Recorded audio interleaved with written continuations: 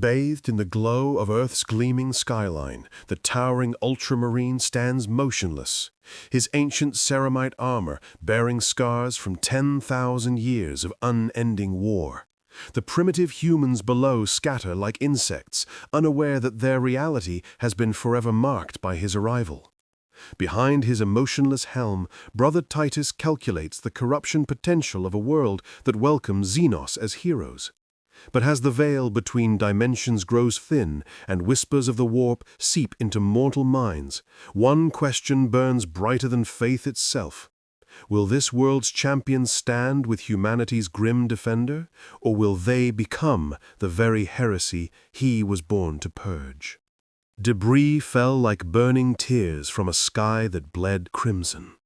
Brother Titus Valens of the Ultramarine Second Company stared upward through his damaged helmet, auto-senses struggling to filter the apocalyptic data flooding his systems.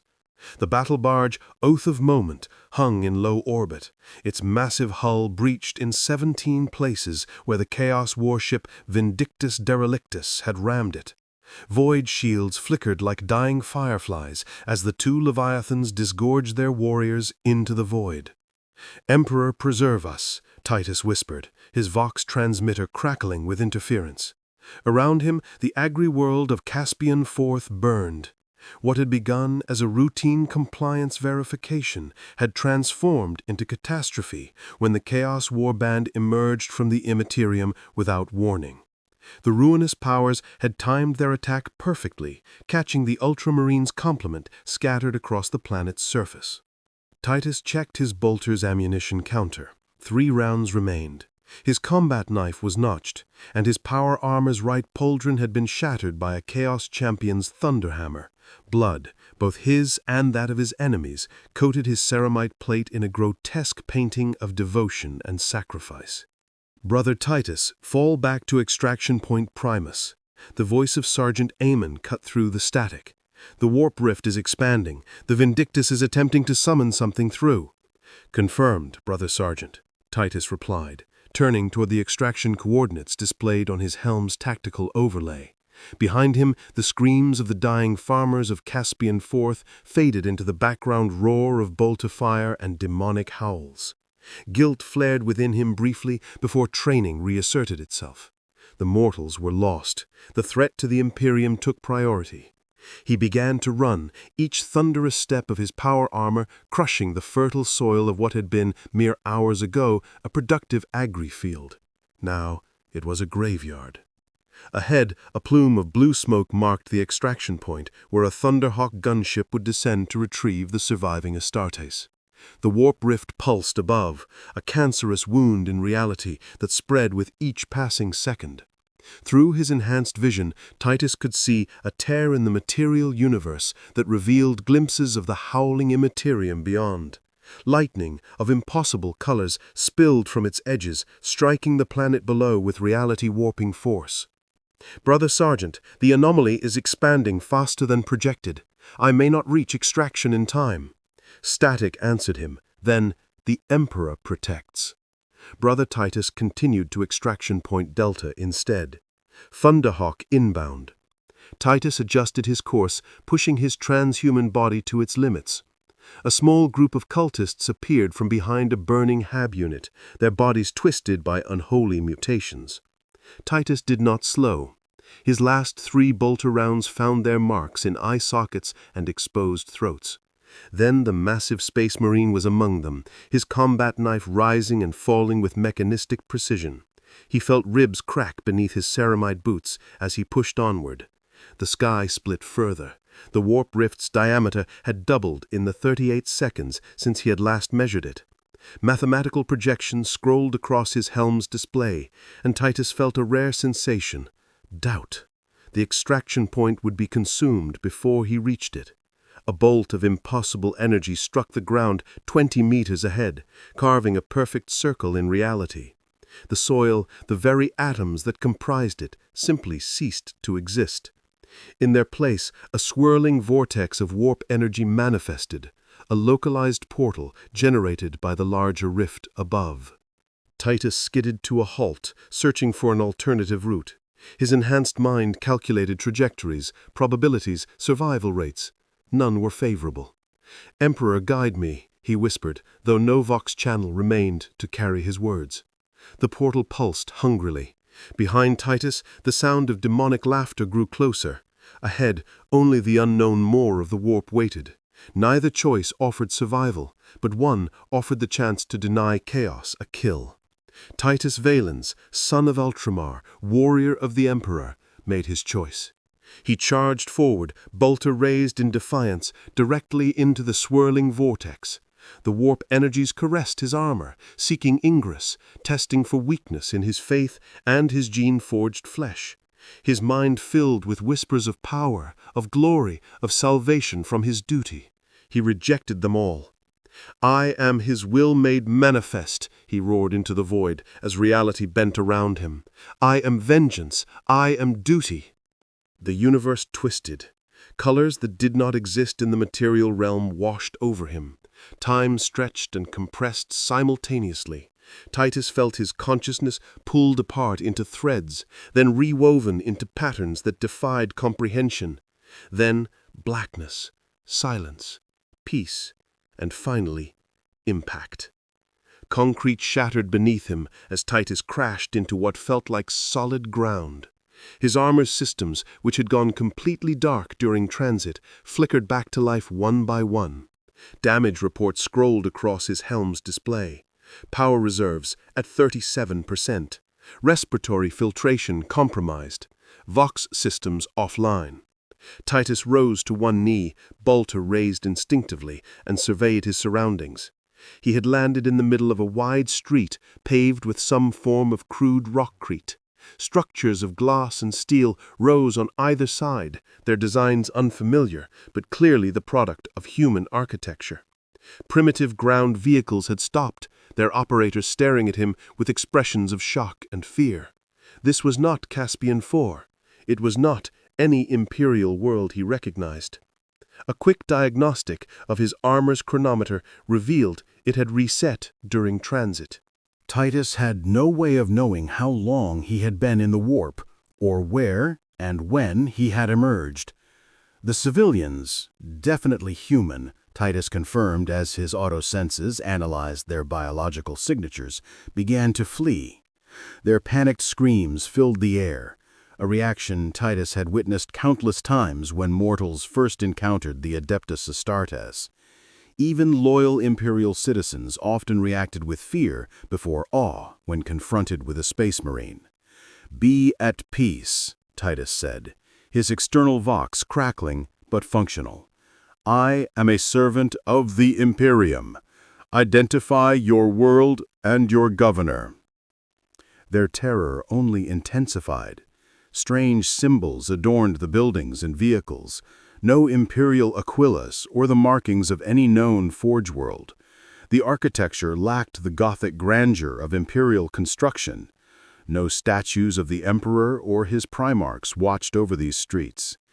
A disturbing possibility formed in Titus's mind. Either he had been cast to some distant, non-compliant human world, or his thoughts were interrupted as his armor's auspex detected approaching aircraft. 3 small vehicles approached at high speed, their design unlike any Imperial flyer he had encountered. They descended rapidly, taking up positions that effectively surrounded him. From one of the craft, a voice, amplified by some crude vox system, called out, "Attention, unidentified hostile. This is SHIELD. You are surrounded. Power down your weapons and surrender immediately." Titus analyzed the term SHIELD. No known Imperial organization or Forge World designation matched. The craft carried primitive projectile weapons, easily identified by his armor's threat assessment protocols. Their design suggested a technological level far below Imperial standard, perhaps equivalent to late Age of Terra weaponry. A non-compliant human world, then. Perhaps one that had somehow escaped the Imperium's notice for millennia, or had regressed after losing contact during Old Night. "I am Brother Titus Valens of the Ultramarines' 2nd Company. I serve the God Emperor of mankind, and the imperium of man. I mean no harm to loyal subjects of the throne." The response came swiftly. "Final warning, power down and surrender, or we will open fire." Titus assessed his options. He was alone, on an unknown world, with limited ammunition and damaged armor. While he could certainly destroy these primitive craft, doing so would serve no tactical purpose and might eliminate valuable sources of information. Additionally, the Codex Astartes provided clear guidance on interaction with lost human colonies. Initial contact should prioritize information gathering over compliance enforcement when operating without proper imperial authority. "I will comply, temporarily, but know that I answer only to the Emperor and my chapter." The aircraft remained in position as a ground vehicle approached, larger than the civilian transports, armored, though still primitive by imperial standards. From it emerged humans in black tactical gear, carrying projectile weapons. Their body language betrayed professional training, though nothing approaching the discipline of even the lowest ranks of the Imperial Guard. One stepped forward, weapon raised. "On your knees, hands behind your head." Titus almost laughed at the absurdity of the command. His armor alone weighed several hundred kilograms. The servos and machine spirits that allow him to move with lethal grace could not easily be positioned as the human demanded. More importantly, no space marine would willingly assume such a vulnerable posture before unconfirmed authorities. "I cannot comply with that specific request," Titus stated, his voice emotionless. "My armor's design makes such a position impossible. I will, however, remain stationary and non-hostile while we establish diplomatic contact." The humans conferred quickly among themselves, their voices too low for even Titus's enhanced hearing to catch over the idling engines of their vehicles. Finally, the apparent leader spoke again. "We're going to escort you to a secure facility. Any hostile movement will be met with immediate response. Do you understand?" "Understood," Titus replied. "Lead, and I shall follow." As the humans arranged their escort formation, Titus activated his armor's data logging function. Every observation, every word, every detail of this strange world would be recorded for eventual transmission to his chapter, should he find a way to return. The Codex Astartes dedicated 17 full pages to protocols for Astartes isolated on non-compliant worlds. Titus had memorized them all.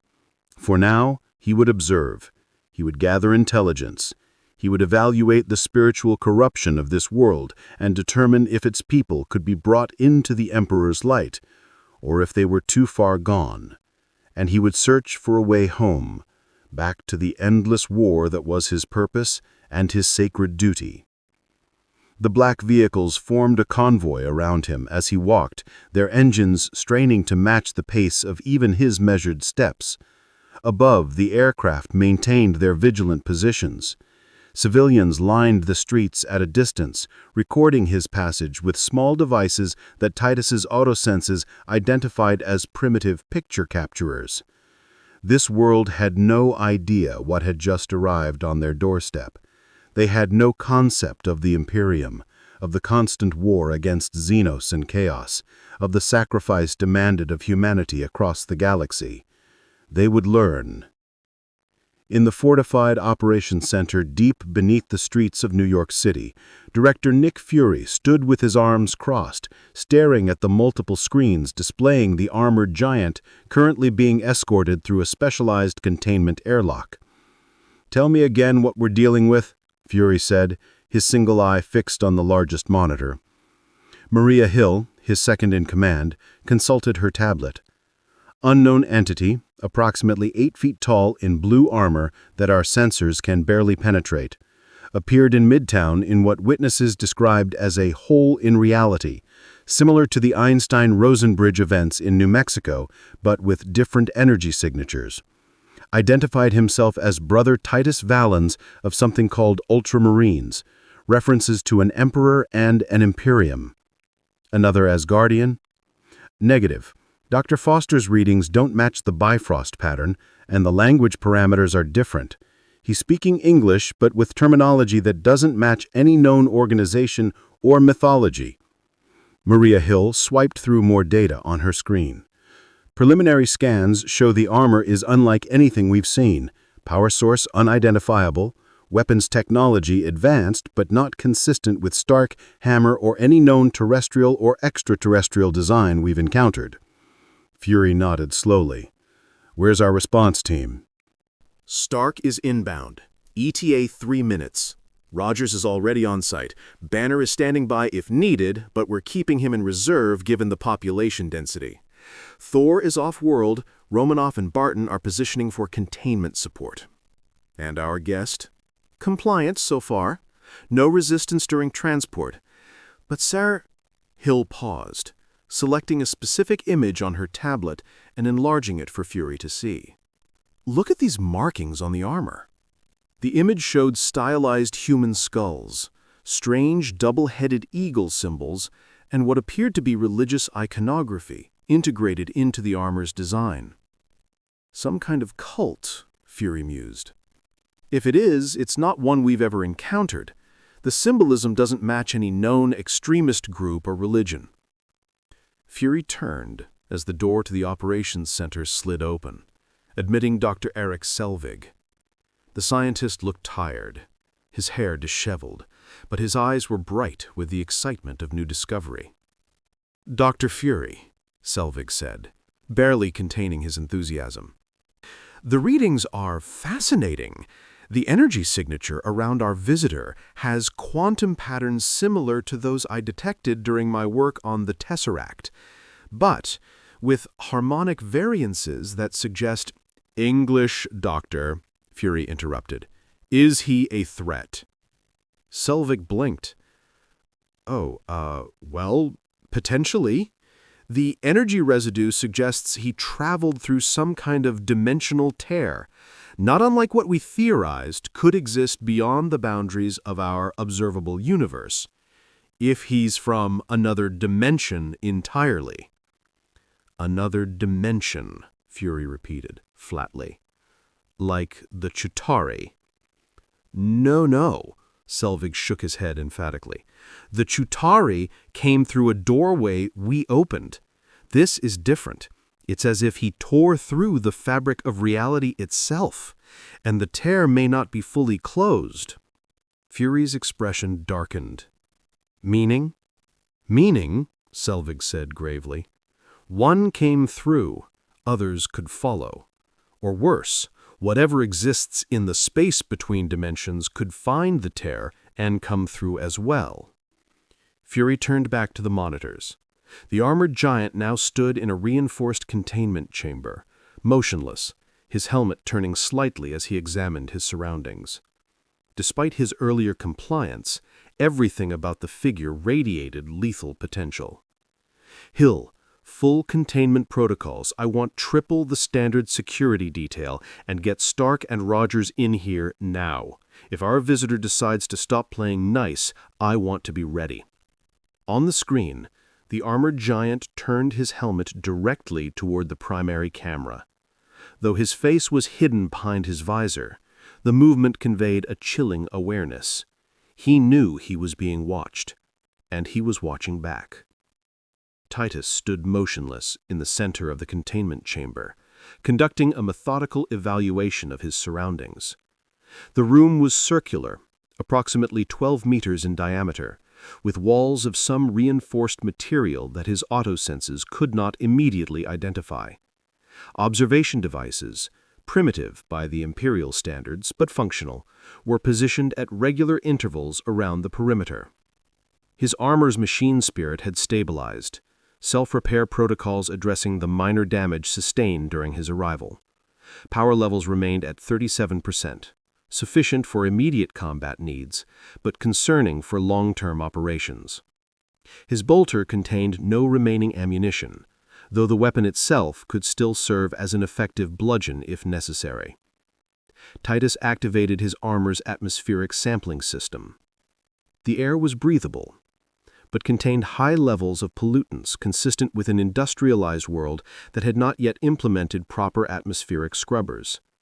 Biological scans detected only human life signs in the surrounding facility. No evidence of Xenos contamination, at least not in his immediate vicinity. Titus Valens. My name is Director Nick Fury. I represent the Strategic Homeland Intervention, Enforcement and Logistics Division. We have some questions for you. Titus turned toward the primary observation port, where his autosenses detected the highest concentration of surveillance equipment. I will answer what I can, though I must warn you that certain information is restricted by the dictates of my chapter and the Adeptus. A brief silence followed. Then, you appeared in the middle of Manhattan in what our scientists described as a dimensional tear. Where are you from, and what is your purpose here?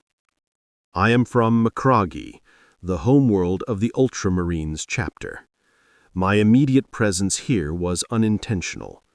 I was engaged in combat against forces of chaos on the agri-world Caspian IV, when a warp rift manifested. I was drawn through the immaterium and deposited here. Another pause. Your world is not part of the Imperium of Man? There is no Imperium here. This is Earth, the United States of America, to be specific. Earth. The ancient birth world of humanity, the cradle of mankind, where the Emperor himself had walked during the Age of Terra, before the Great Crusade united the scattered human worlds. But that had been millennia ago. Earth now is Holy Terra, seat of the Golden Throne, heart of the Imperium. Unless... A dark possibility formed in Titus's mind. The warp was not merely a means of interstellar travel. It existed outside normal space and time. Stories exist of ships that entered the immaterium only to emerge centuries before they departed, or in places that should have been impossible to reach. What year is it by your reckoning? Titus asked, his voice betraying no emotion, despite the gravity of the question. 2025, came the reply. If true, this was catastrophic. Not merely a spatial displacement, but temporal as well. Before the Imperium, before the Age of Strife, before the fall of the Eldar and the birth of Slaanesh, before the Emperor had revealed himself to unite Terra, before chaos had fully manifested in the material universe. Titus's primary mission protocols restructured themselves instantly. If he had truly been cast backward in time to ancient Terra, then his highest duty was clear: preserve the timeline. Any alteration to humanity's cradle world in this era could have catastrophic consequences for the future Imperium. I understand, Titus said, finally. I am from what you would consider the far future, approximately the 41st millennium by the imperial calendar. Another longer silence, then a different voice, this one carrying the casual confidence of nobility. So you're saying you're a time traveler in oversized blue power armor who fights for some Imperium in the future? I've heard better cover stories from actual aliens. Titus's enhanced hearing detected the voice as coming from outside the containment room. A new arrival, speaking to the director rather than addressing him directly. I speak only truth. I am Brother Titus Valens, battle brother of the Ultramarines Chapter's 2nd Company, servant of the God Emperor of mankind. I have no reason to deceive you. The door to the containment chamber slid open. 2 men entered, one dark-skinned with an eye patch, presumably the director who had spoken earlier, and another with a neatly trimmed beard wearing civilian attire that nonetheless appeared to be of high quality. Neither carried visible weapons, though Titus's autosenses detected power signatures from the bearded man's chest, some form of implanted technology. I'm Director Fury. This is Tony Stark. Titus inclined his helmet slightly in acknowledgement. You show courage approaching an Astartes without protection. Or maybe we're protected in ways you haven't figured out yet, Blue Man Group. Fury raised his hand, silencing his companion. Let's start simple. What exactly is an Ultramarines chapter and an Astartes? Titus considered the question. The knowledge he possessed was not explicitly classified. Any citizen of the Imperium would know of the Space Marines, at least in general terms. And if this was truly ancient Terra, then the information would be forgotten long before it could impact the timeline. The Adeptus Astartes are the Emperor's finest warriors. We are transhuman soldiers, created through genetic modification and enhancement to serve as the Imperium's elite fighting force. We are organized into chapters, each with its own traditions and specialties, though all serve the Emperor's will. The Ultramarines are among the first founding chapters, created directly from the gene seed of our Primarch, Rabute Gulliman. Stark circled him slowly, eyes narrowed in analytical assessment. So you're saying you're genetically engineered, like Captain America on super steroids? The name meant nothing to Titus, but the concept seemed accurate enough. If this Captain America is a genetically enhanced human warrior, then there are similarities, though the process of creating an Astartes is far more extensive. And this Emperor you keep mentioning? Fury pressed. The God Emperor of mankind is the master of the Imperium, the greatest psyker ever born, and humanity's shield against the darkness of the void. He sits on the golden throne on Holy Terra, his immortal will guiding humanity through the stars. Stark exchanged a glance with Fury. Religious fanatic super soldier from the future. Great. Not religious, Titus corrected firmly. Faith in the Emperor is not religion, it is fact. His divine power protects humanity from the predations of the warp. Without his light, mankind would fall to chaos. And chaos is? Fury prompted. The greatest threat to humanity's existence, the ruinous powers of the warp. Malevolent entities born from the worst aspects of sentient emotion and thought. They corrupt, they twist, they destroy. It was against their servants that I fought before being cast into the warp rift. Stark had completed his circuit of Titus, and now stood before him again. So you're saying you're a super soldier from the future who fights for an immortal emperor against the forces of evil, and you expect us to believe this? I expect nothing, Titus replied evenly. Belief is irrelevant. I know my purpose and my duty. Currently, that duty is to find a way back to my proper time and place while ensuring I do not disrupt the flow of history. Fury studied him for a long moment. And if you can't get back? It was a possibility Titus had already calculated. Then I shall serve the Emperor in this time as best I can, by protecting humanity from threats it cannot yet comprehend. The Emperor, Stark noted dryly, who won't be born for thousands of years according to your own timeline. His physical manifestation, perhaps, but the Emperor has always existed in some form. His divine essence is eternal. Fury and Stark exchanged another look, this one laden with unspoken communication. Finally, Fury spoke again. We're going to need to run some tests, verify your story. Are you willing to cooperate? Titus considered the request. Allowing these primitives to study his gene-enhanced body and his power armor could potentially alter the timeline. However, without their assistance, his chances of returning to the 41st millennium were minimal. A tactical compromise was necessary. I will allow limited examination, Titus said carefully, but I cannot permit any invasive procedures or the disassembly of my war gear. Such technologies are sacred to the Adeptus Mechanicus and protected by ancient pacts. Fair enough, Fury nodded. For now, you'll remain in containment. We'll bring in specialists to continue this conversation. As they turned to leave, Titus spoke once more. Director Fury, one question. Fury paused at the doorway. Go ahead. This world, your Earth, has it encountered beings from beyond its atmosphere, xenospecies or other non-human entities? A flicker of tension crossed Fury's face. Why do you ask?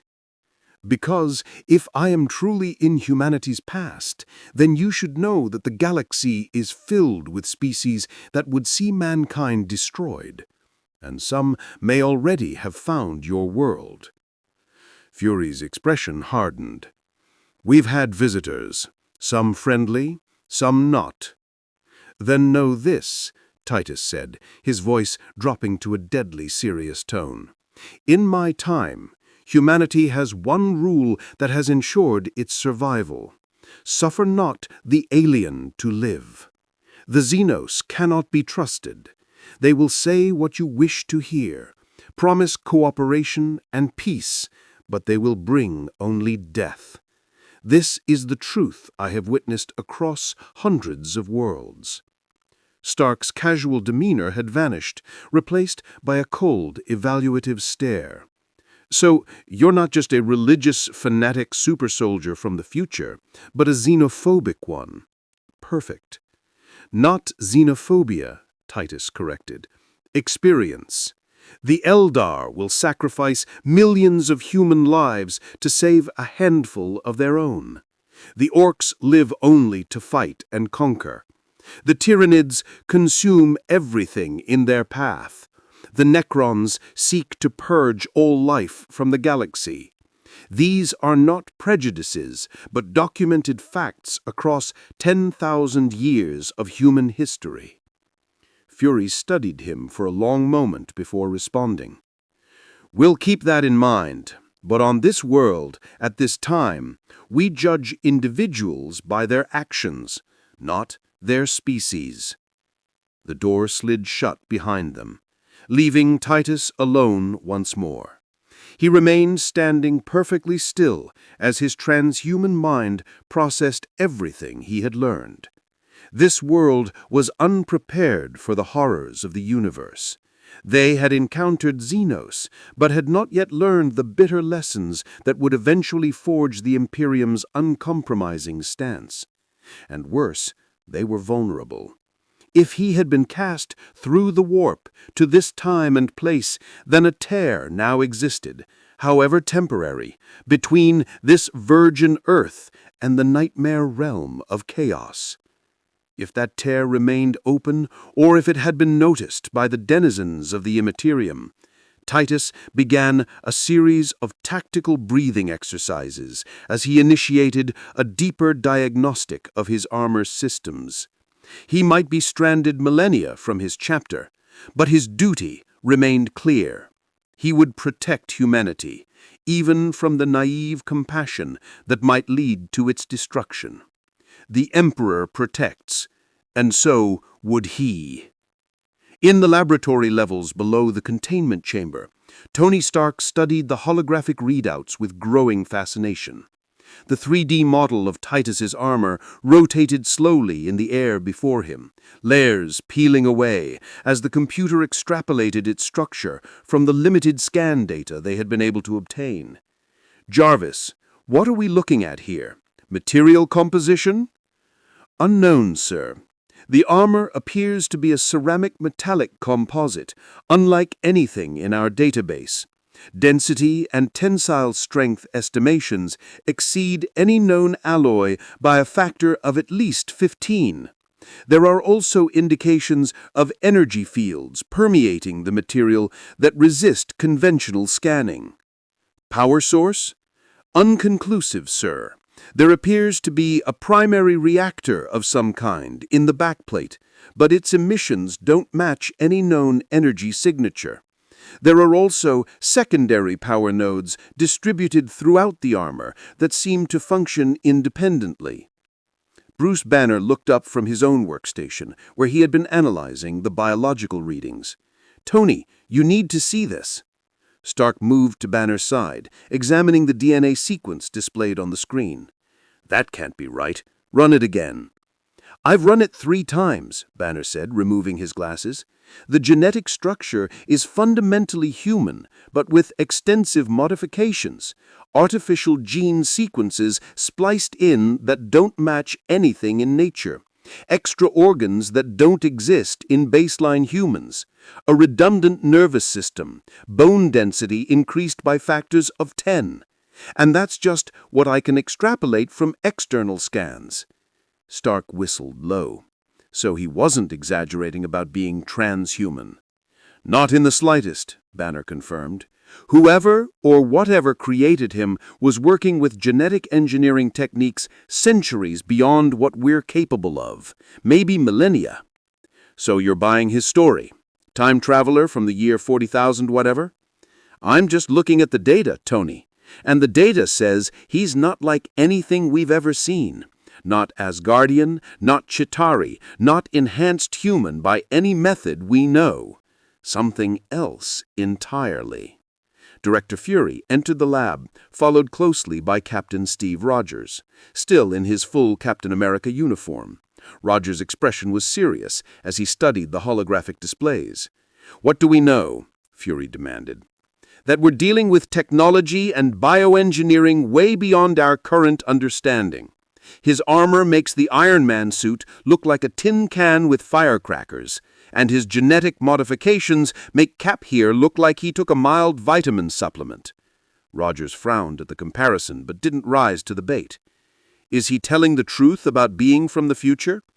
"Can't verify that part," Banner said. "But he's definitely not from around here. The energy readings we're still detecting around him match theoretical models for temporal displacement." "And the dimensional tear," Fury pressed. Dr. Selvig, who had been quietly working at another station, looked up. Still active, though greatly diminished. It's like a wound that's scabbed over but not fully healed. With the right energy input, it could potentially be reopened. "From our side or his?" Rogers asked. "Either," Selvig replied grimly, "or from whatever exists in the space between." Fury turned to Rogers. "Captain, you've spoken to Thor. Does any of this match what he's told you about the 9 realms or other dimensions?" Rogers shook his head. "Nothing specific. Thor mentioned that there are many realms beyond the 9, some so distant and alien that even Asgardians avoid them. But he never described anything like what our visitor talks about, this Imperium or warp." "What about his attitude?" Fury continued. "The religious devotion, the xenophobia, that's what concerns me most," Rogers said frankly. "I've seen that kind of fanaticism before, in Hydra, in the Nazis. The belief that their cause justifies any action, no matter how extreme. He talks about this emperor like a god and seems to genuinely believe that all non-humans should be exterminated on principle."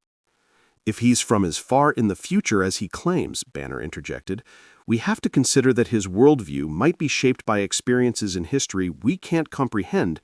Maybe in his time, humanity really has been at war with alien species for thousands of years. Or maybe he's the product of some future fascist regime that's twisted human genetics to create the perfect soldier," Stark countered. "Either way, I'm not comfortable with him walking around with that mindset and that much firepower." Fury nodded slowly. "For now, he stays in containment. We learn what we can, both about him and this dimensional tear. If it poses a threat to Earth, I want options for sealing it permanently." "And if he decides he doesn't want to stay in containment?" Rogers asked quietly. Fury's expression hardened. "Then we find out just how transhuman he really is." Titus knelt in the center of the containment chamber, his bolter placed on the floor before him, his helmet removed and set aside. His eyes were closed, his breathing measured and controlled as he recited the litany of focus. 6 hours had passed since his arrival, and he had used the time to conduct a thorough assessment of his situation and to perform the necessary prayers and meditations required of an Astartes. The door to the chamber slid open, but Titus did not interrupt his ritual. His transhuman senses had already identified the newcomer by the pattern of his footsteps and the rhythm of his breathing, the one called Steve Rogers, who had briefly observed him earlier but had not entered or spoken. "I'm sorry to interrupt," Rogers said, his tone respectful. Titus completed the final verse of the litany before opening his eyes. "You have not interrupted, merely joined my presence during prayer. The ritual is complete."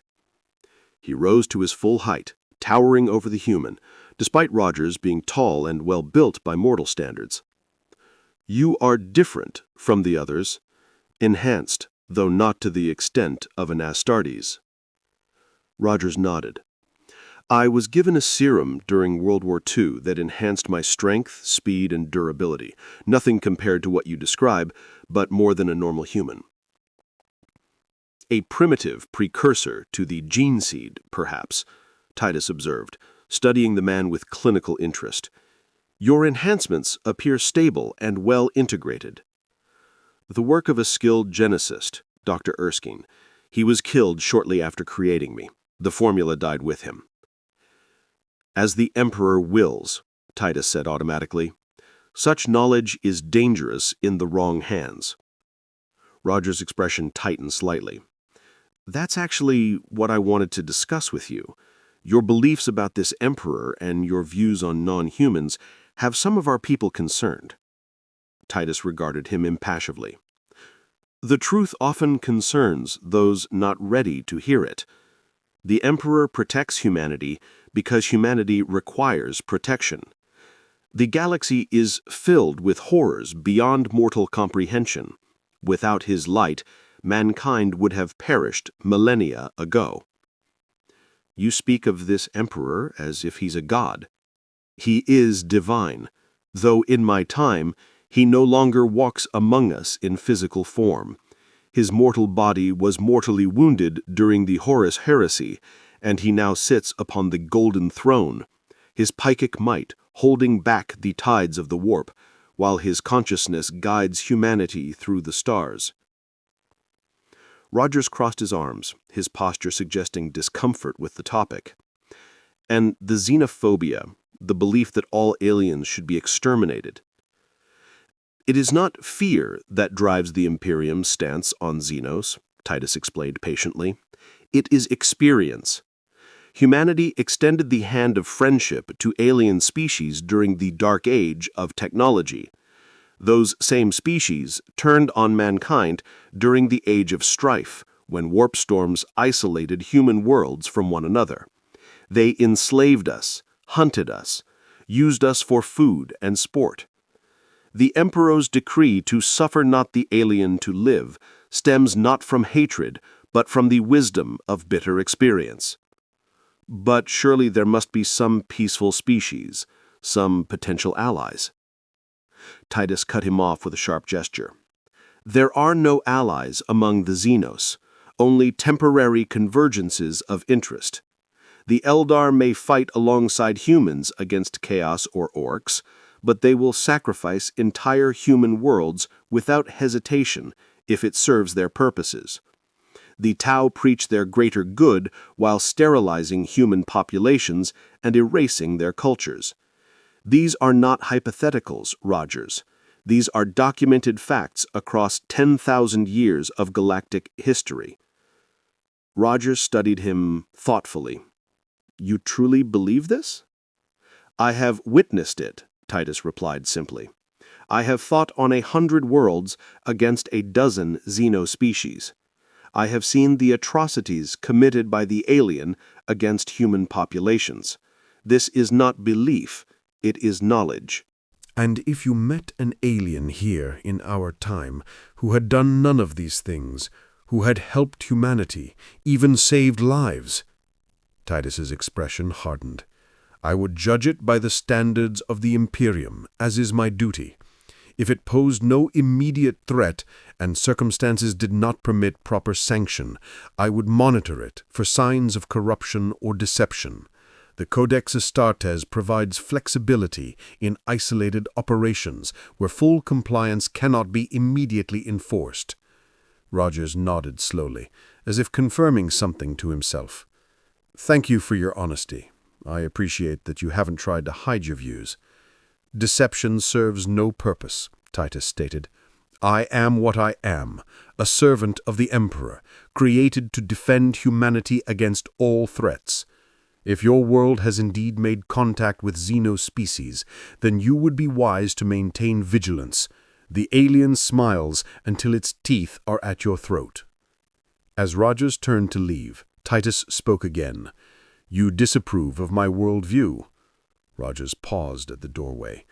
I believe in judging individuals by their actions, not their species or origin.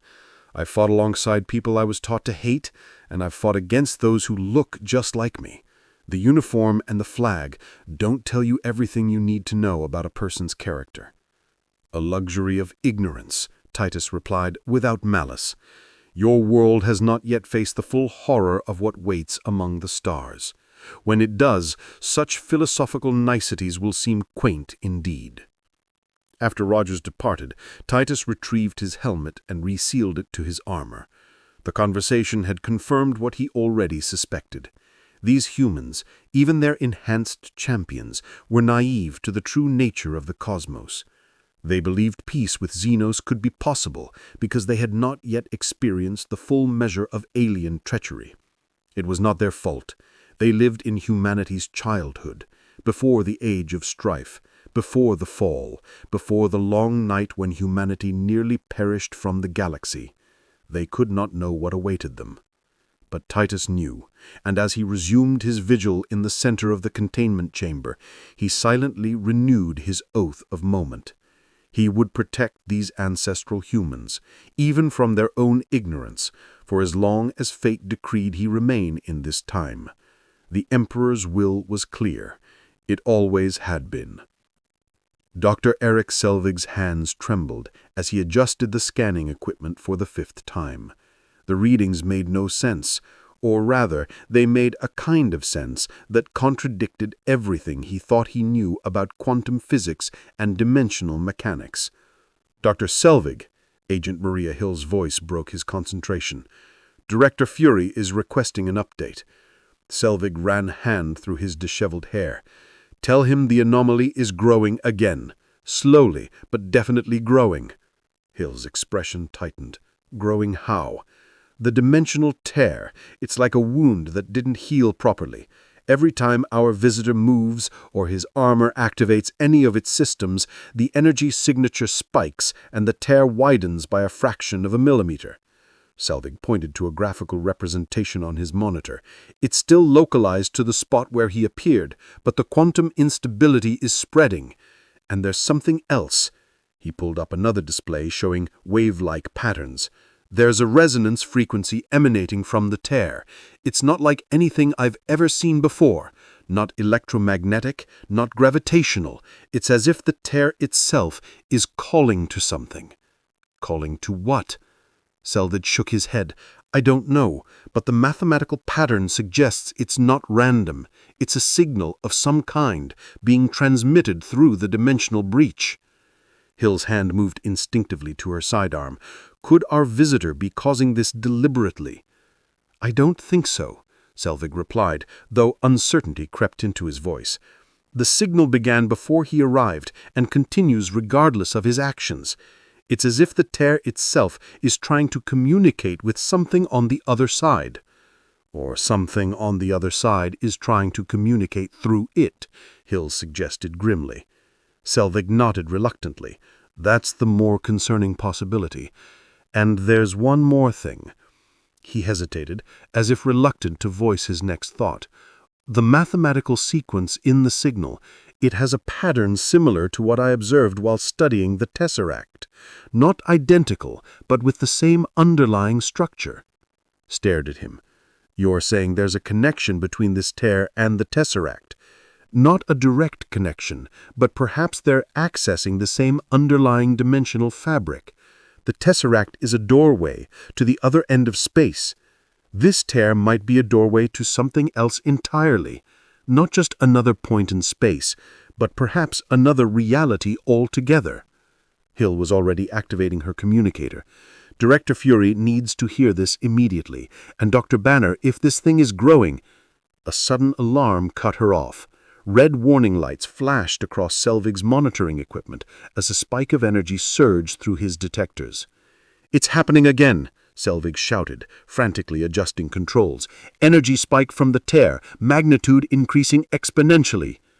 On his monitors, the graphical representation of the dimensional breach flared from a pinpoint to a pulsing circle.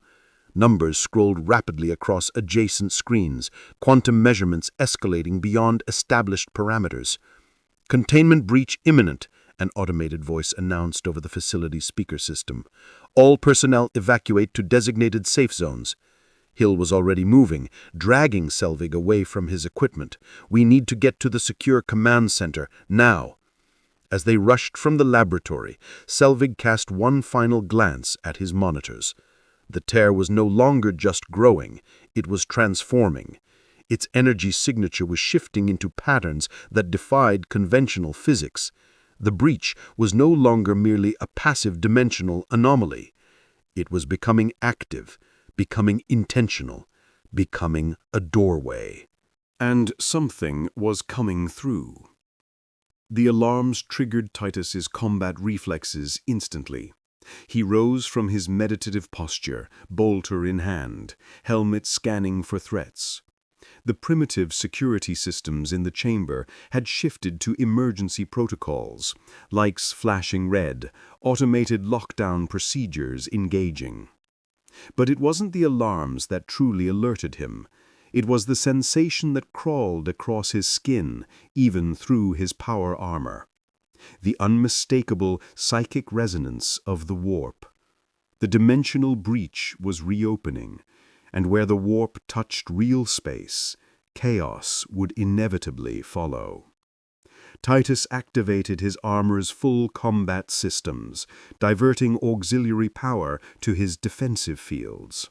The machine spirit of his battle plate responded eagerly, activation runes glowing blue across his tactical display as dormant systems came online. With power reserves at only 37%, he would need to conserve energy, but full combat readiness was non-negotiable. "Facility personnel," Titus voxed through his armor's external speakers. "The warp breach is expanding. You face imminent demonic incursion. Release me from containment immediately." No response came. Either they could not hear him, or they did not believe him. It made no difference. The threat was real, regardless of their understanding. Titus assessed the containment chamber. The walls were sturdy by this era's standards, but would offer minimal resistance to his ceramite-clad fists, especially with his armor systems fully powered. The observation ports were likely the weakest points. The decision became moot as the chamber door slid open. Steve Rogers stood in the doorway, now fully equipped in his combat uniform, a circular shield bearing primitive nationalist iconography strapped to his arm. "The scientists say the dimensional tear is reopening. Is this your doing?" Rogers said without preamble. "No," Titus replied immediately. "It is the nature of the warp. Once breached, the barrier between real space and the immaterium weakens. Something is coming through, something that followed my transit through the warp." Rogers' expression remained skeptical but urgent. "Fury has ordered full containment protocols, but I convinced him we might need your expertise if this is related to where you came from. You're being granted conditional release under my supervision." "A wise decision," Titus acknowledged. "Lead on. Time is critical." They moved swiftly through the facility corridors, passing security personnel establishing defensive positions. Titus noted their weapons and tactics with professional assessment. Primitive but organized, though utterly inadequate against what might emerge from the warp. "The tear is in a secure laboratory 3 levels up," Rogers explained as they entered an elevator. "Dr. Selvig detected energy spikes 15 minutes ago. They've been growing exponentially since then. Has anyone reported visual or auditory hallucinations, unusual behavior among personnel, changes in temperature or light quality near the breach?"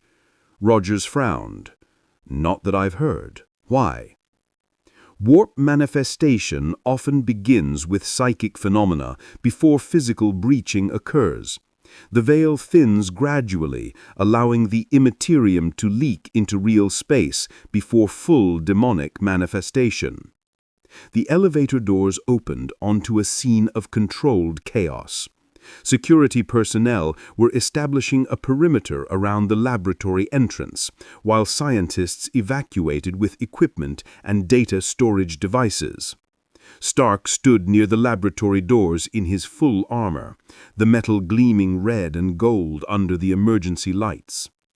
Director Fury and Agent Hill coordinated the response from a mobile command station.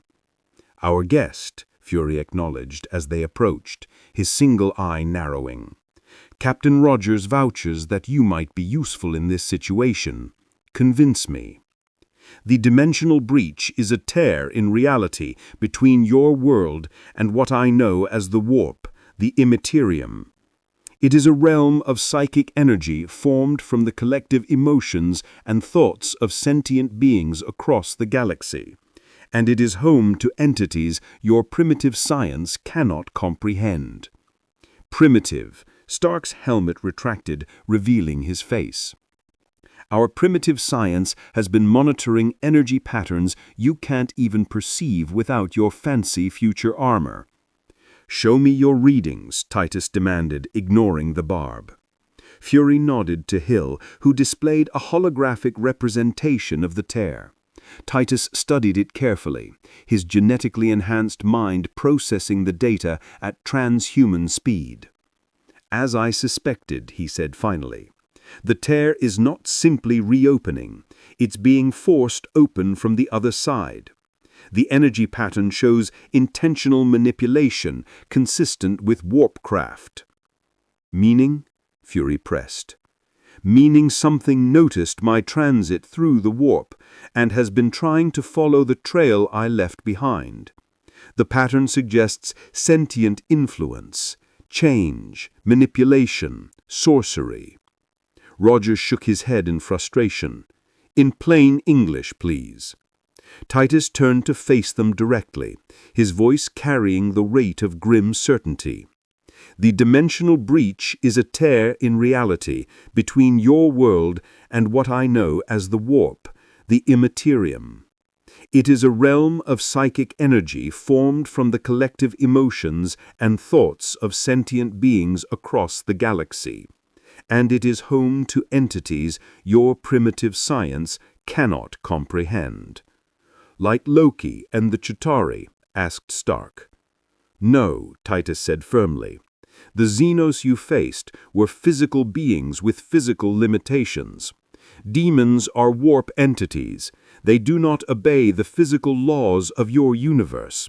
They cannot be killed by conventional weapons. Their very presence corrupts both mind and matter, and they hunger for the souls of humanity." A skeptical silence met his words.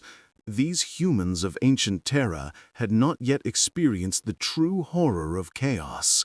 They had no frame of reference for what was coming. "If you do not believe me," Titus said quietly, "then observe for yourselves, but be prepared for what you will witness." As if in response to his words, the laboratory doors slid open. Dr. Selvig emerged, his face pale with terror, followed by several assistants. Behind them, visible through the open doorway, a pulsing light cast impossible shadows on the laboratory walls. "It's growing," Selvig gasped. "The energy readings are off the charts. And there's something else, some kind of signal coming through.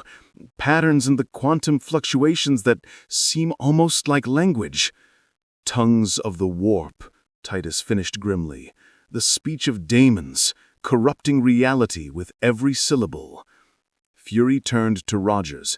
"Captain, take a team and secure that lab. Stark, Banner, I want containment options, now."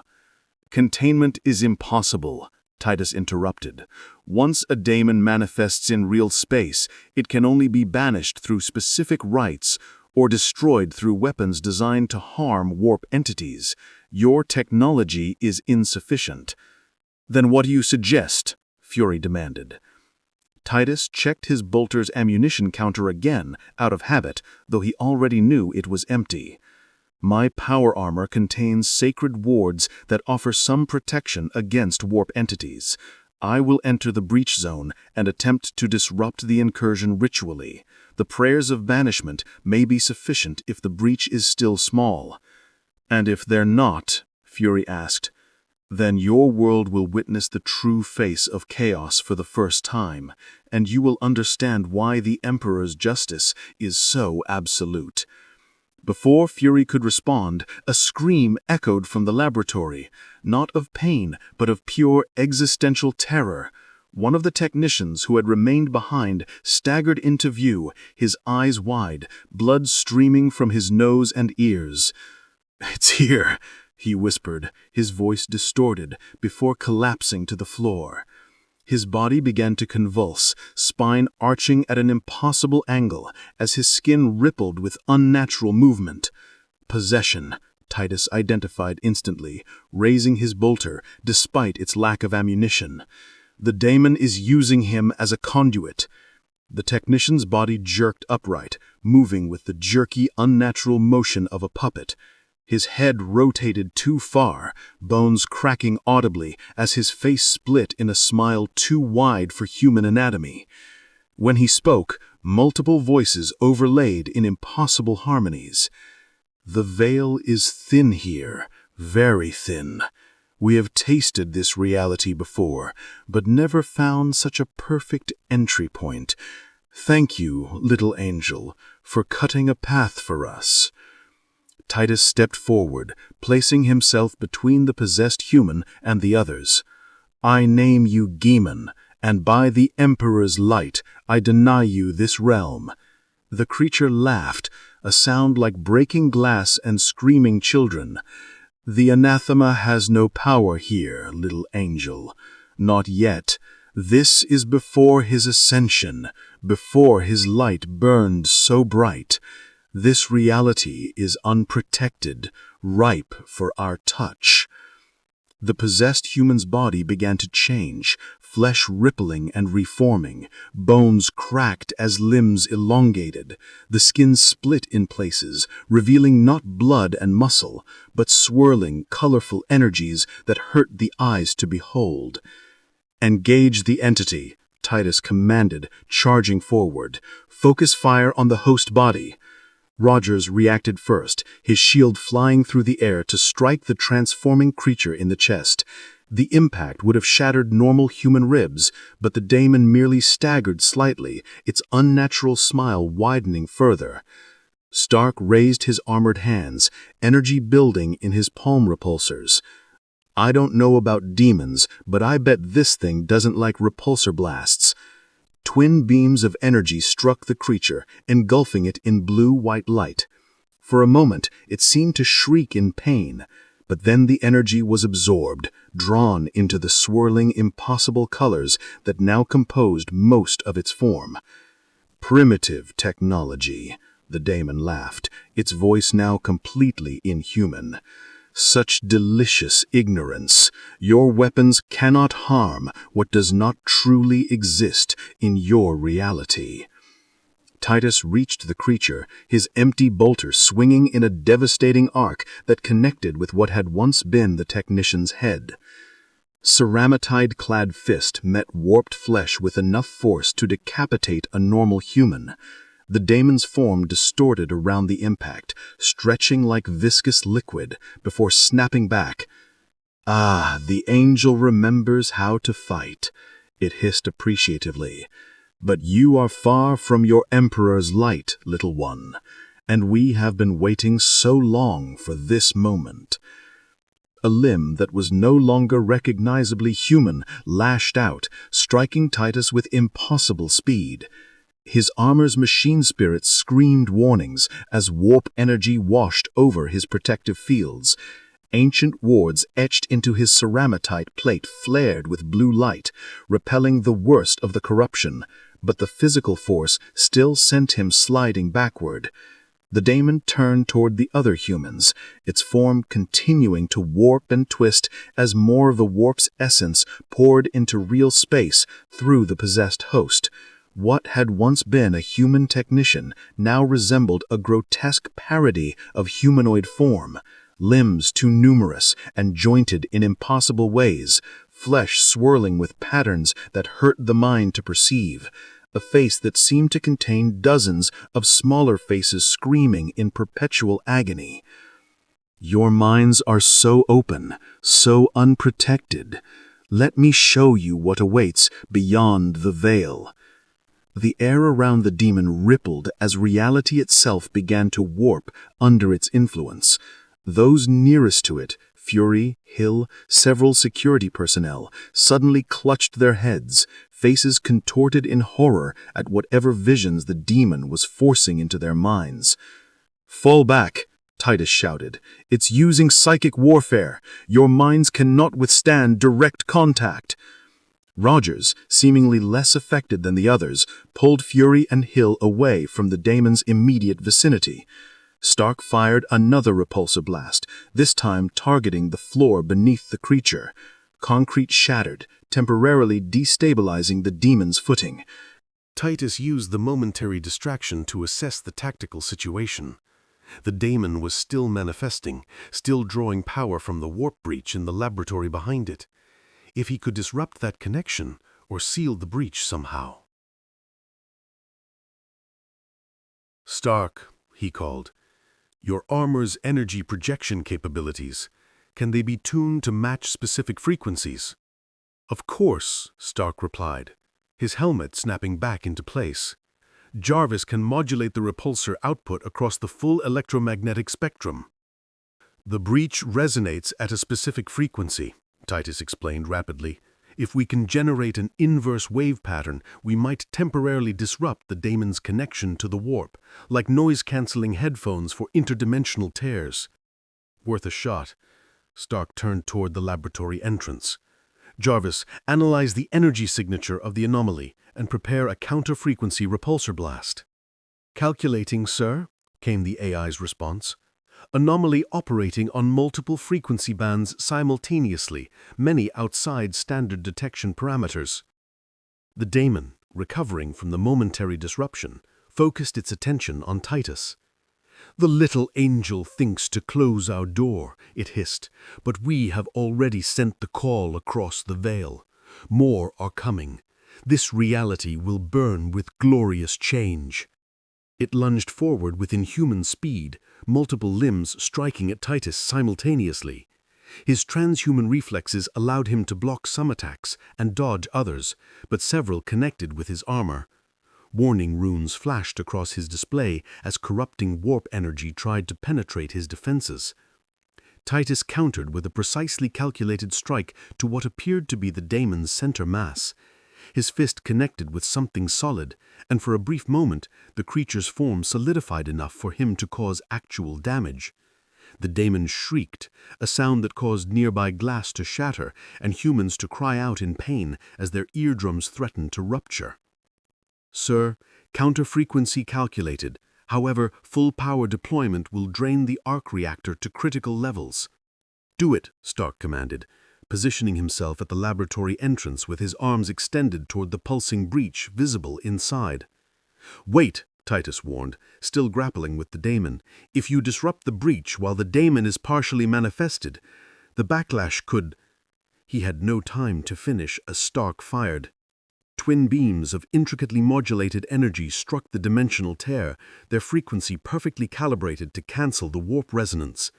The effect was immediate and catastrophic. The breach flared with blinding light as the counter-frequency crashed against the warp energies. The daemon released Titus, its form convulsing as the connection to its source was violently disrupted.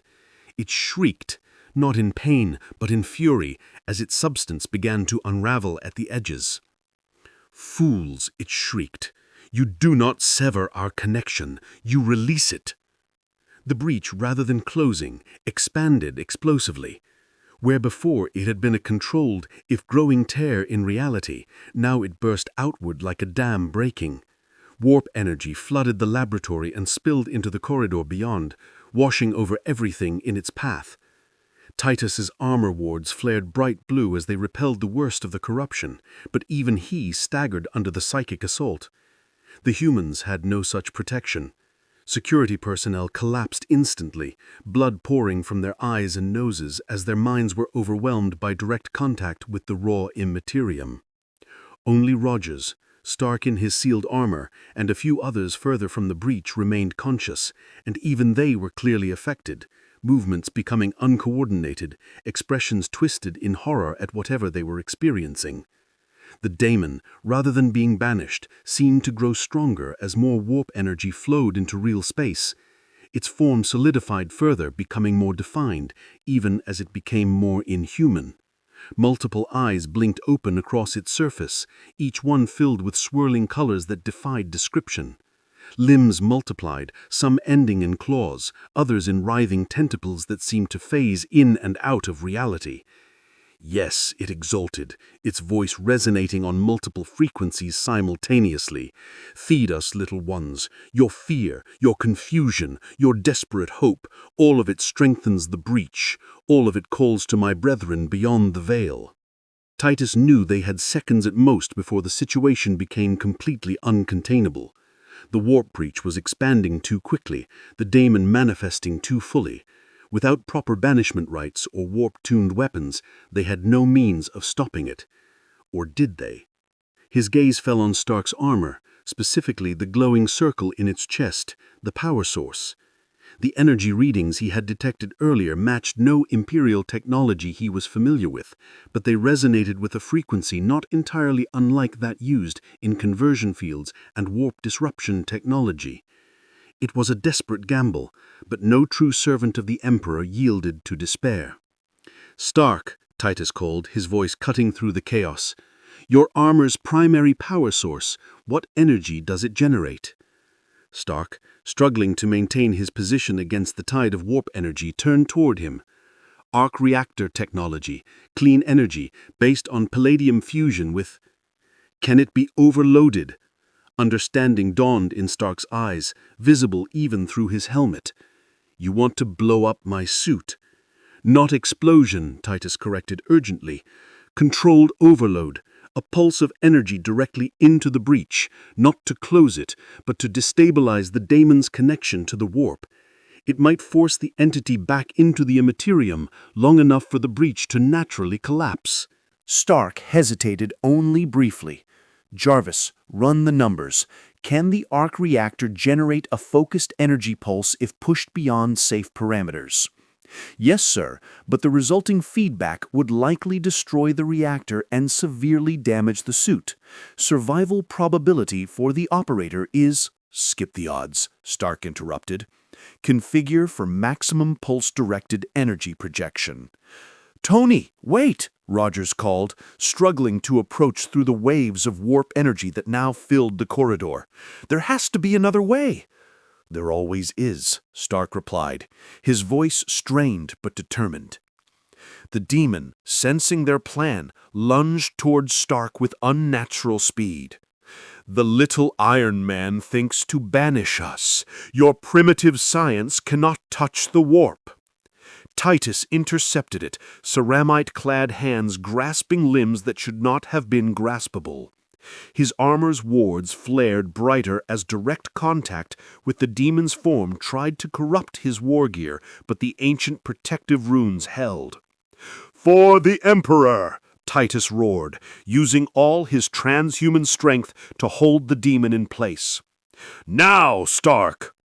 Stark's armor reconfigured, plates sliding aside as the arc reactor in his chest glowed with increasing intensity.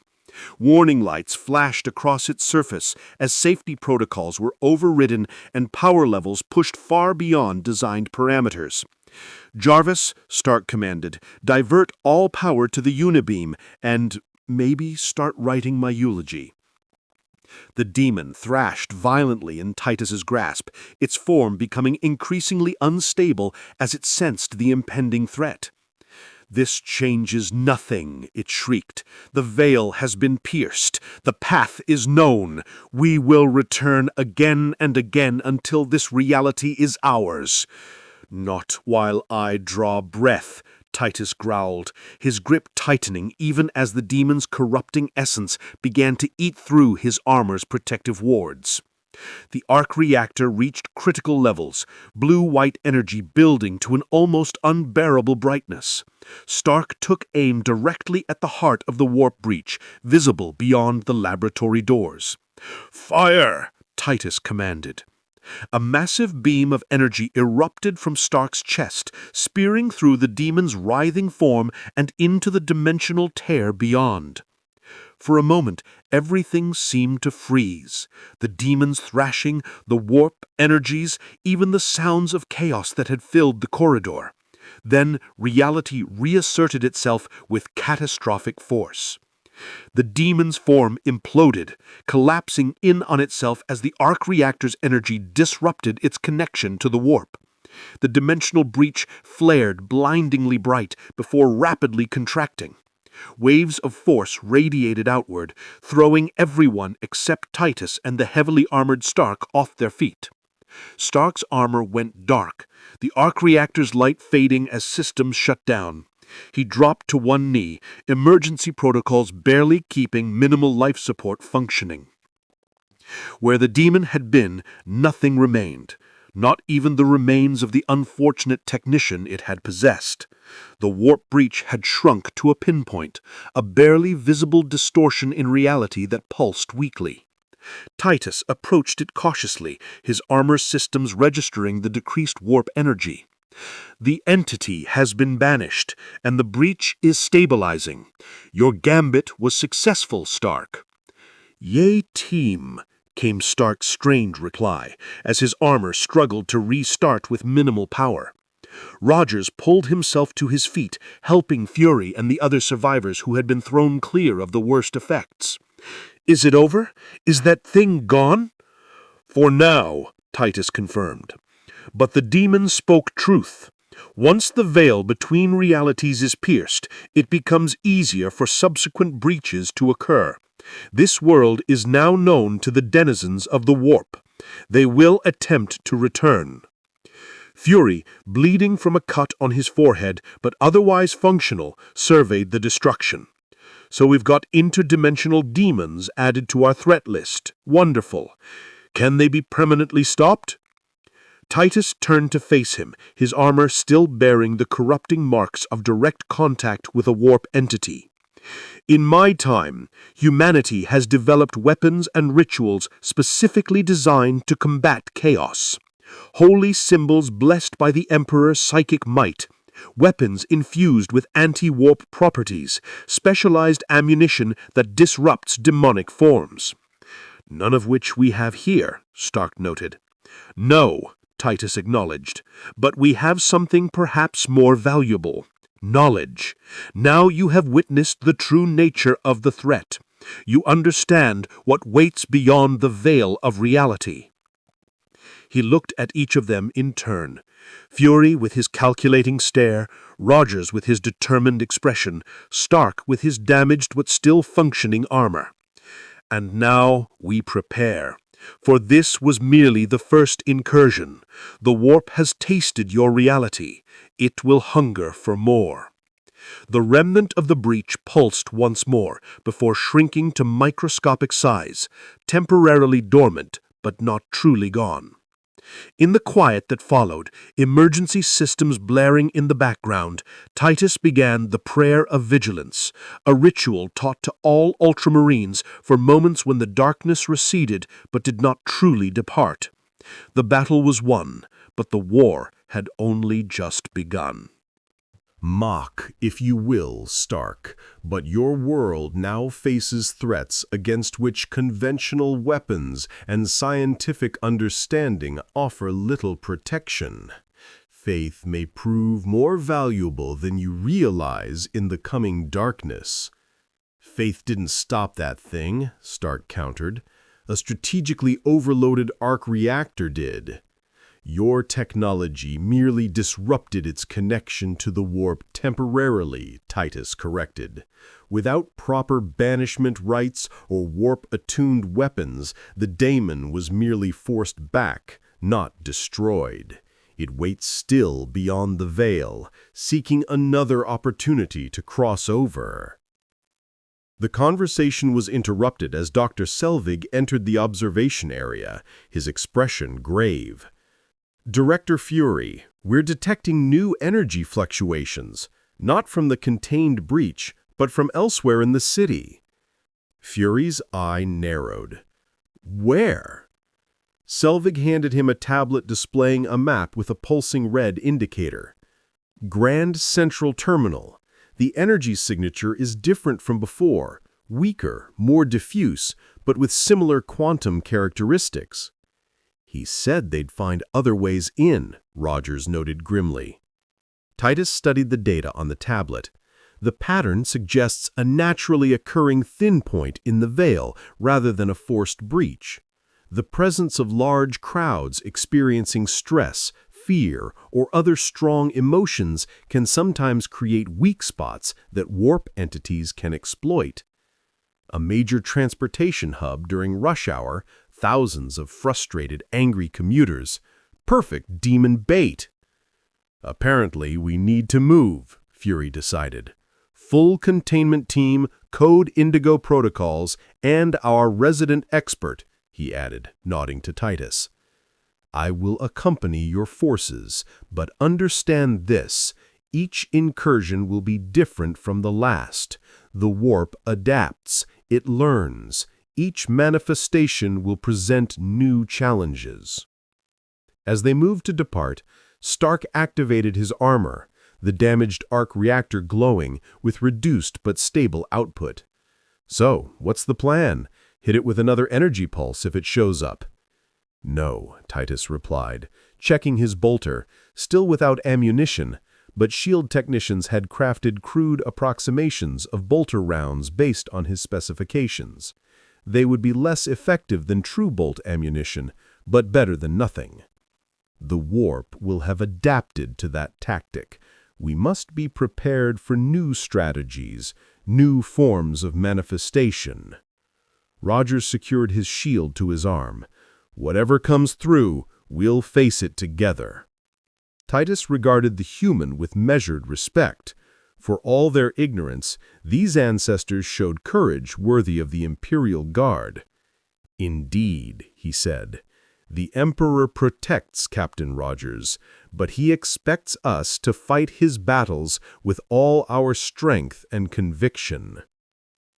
As they boarded the transport that would take them to the new incursion site, Titus recited the litany of battle silently.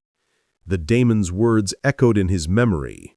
The veil has been pierced. The path is known. This world was now marked by chaos, its reality tasted by the denizens of the warp.